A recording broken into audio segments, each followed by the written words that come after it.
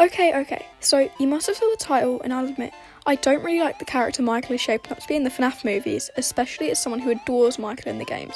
Other than Roxy, he's definitely my favourite character. So before I start, this is nothing against Jeremy Carr, his actor, as I think he's absolutely perfect for the role of Michael. He's just so smug, it's just perfect, but I digress, so let's get to the point. So yeah, about Michael. So far in the movies, we have seen Michael as someone who is destined to continue William's legacy, which is weird, because throughout the whole of the games, Michael's against his father. The only time we see Michael cooperating with William is in Sister Location, which was way before the FNAF 2 movie was set.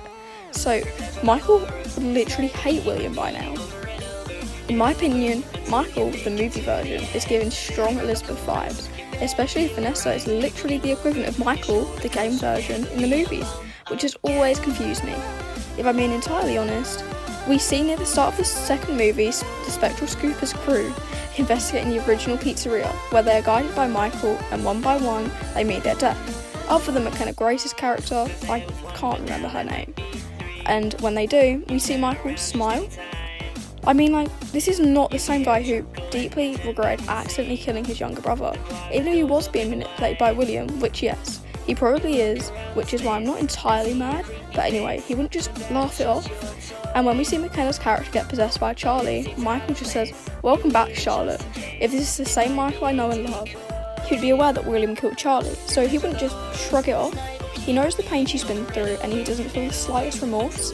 Since FNAF 4, we've known that Michael was the nicest person ever. Hell, he literally bullied his little brother religiously, but he's still aware of the tragedies that occurred, and he should be more than aware by now that his father was the cause for all of those deaths.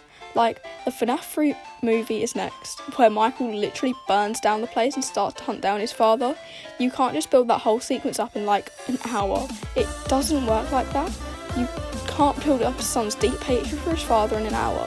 He knows what's occurred at the restaurant, and yet he willingly continues to follow William. It's just not right. So don't get me wrong, this is all my opinion, but anyways, he's also just being treated like a side character. Literally. Michael is one of the most important characters in the timeline. He's not just a literal punching bag. This is the same person that burnt down multiple restaurants that his father was in, canonically twice. Not just some little giggle monster goody two-shoes. I don't see him as someone who is mainly responsible for the death of his little brother, just after non-stop bullying him and even getting his friends to join in on it. We've always seen Michael as someone who came across as pretty powerful in the games, not just a puppet, no pun intended.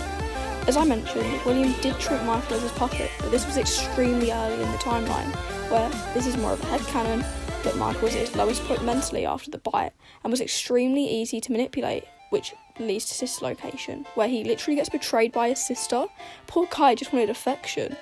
Now I keep mentioning Sister Location, but the truth is, I may be wrong. From our knowledge, Circus Baby's Entertainment Rentals is canon in the movie universe, but we have no knowledge on whether Mike was experiencing Sister Location, where he got scooped, and so on. The ghost investigation team being called Spectral Scoopers, with the girl suspiciously being dressed like Enid in the opening sequence. Dark grey striped top which resembled wires, and literally Enid's little hat. And the fact we see Circus Baby with green eyes in the flesh surely hints to Sister Location, but we still don't know. But our lack of knowledge doesn't mean everything I've just said is wrong. I fully stick by it. But back to our glorious kid.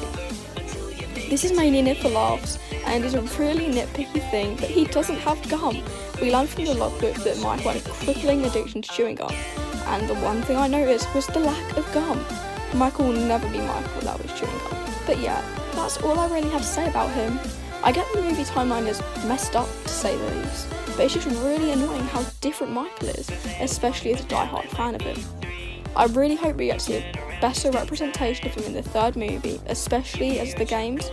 This is where Michael takes the spotlight. I'd love to see what you think about this in the comments, and it'd be heavily appreciated if you liked this video. Even better if you subscribed. Thank you for watching my silly little rant.